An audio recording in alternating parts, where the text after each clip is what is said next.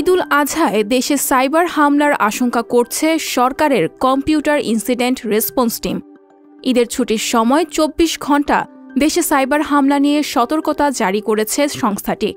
এক সংবাদ বিজ্ঞপ্তিতে সংস্থাটি বলেছে, ব্যাংক ও আর্থিক প্রতিষ্ঠান, স্বাস্থ্যসেবা এবং সরকারি বেসরকারি বিভিন্ন প্রতিষ্ঠানের তথ্য প্রযুক্তি ব্যবস্থা এবং পরিষেবাগুলোতে কোনো ধরনের অনুপ্রবেশ বা সন্দেহজনক কার্যকলাপ বিষয়ে সতর্ক থাকতে হবে।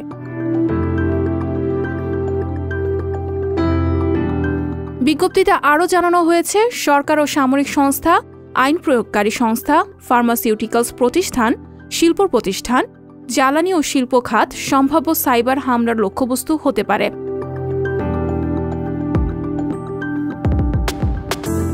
ইন্টারনেট অবকাঠামো সুরক্ষিত রেখে সাইবার হামলা এড়াতে সংশ্লিষ্ট প্রতিষ্ঠানগুলো কিছু পরামর্শ দিয়েছে সার্ট।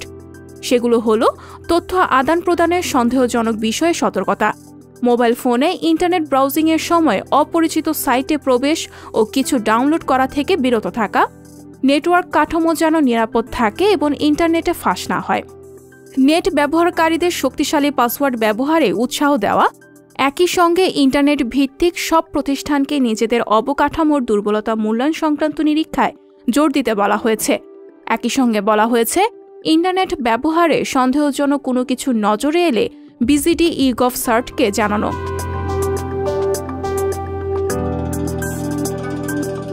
সাইবার হামলার বিভিন্ন ধরনের কথাও সংবাদ বিজ্ঞপ্তিতে সুস্পষ্ট করেছে সার্ট।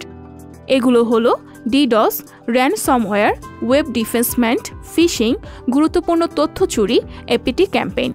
এগুলোর মধ্যে ডিডস দেশের সাইবার জগৎকে আক্রমণের জন্য সবচেয়ে বেশি লক্ষ্য বানিয়েছে সাম্প্রতিক সময়ে। অন্যদিকে ২০২৩ সালে র্যানসমওয়্যারের ঘটনা বৃদ্ধি পেয়েছে।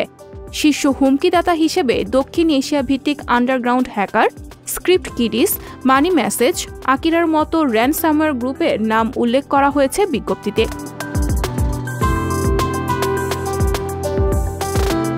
তথ্য প্রযুক্তি ছাড়া যেমন এক মুহূর্ত চলে না, তেমনি এ জগৎ, এ অবাধ বিচরণেও আছে ভয়াবহ বিপদ। ঈদ উৎসবের ছুটিতে তাই অসচেতন থাকার সুযোগ নেই। সরকারের এই সংশ্লিষ্ট প্রতিষ্ঠানের আগাম বার্তায় জরুরি এমন বিষয় উঠে এলো।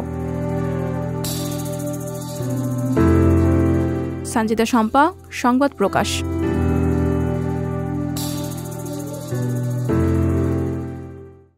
সংবাদ, ফিচার ও অনুষ্ঠানের জন্য ভিজিট করুন সংবাদ প্রকাশের ওয়েবসাইট এবং যুক্ত থাকুন ফেসবুক পেজ ও ইউটিউব চ্যানেলের সঙ্গে।